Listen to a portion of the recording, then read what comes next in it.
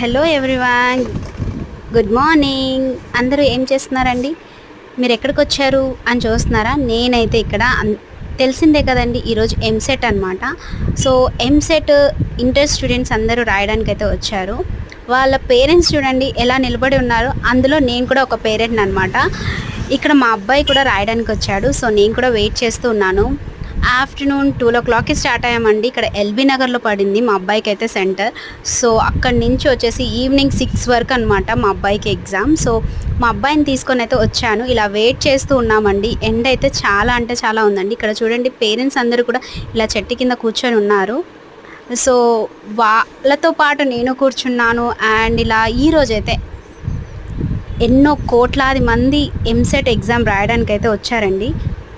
So వాళ్ళలో ఎంతమందికి rank వస్తుందో చూస్తూ ఉండాలి. బాయ్ అండి.